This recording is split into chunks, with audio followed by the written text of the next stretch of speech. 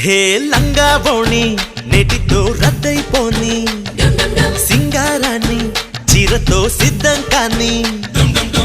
నిన్నలా కన్నెలా తుళ్ళకే అమ్మాడి చిందులే ఆపగా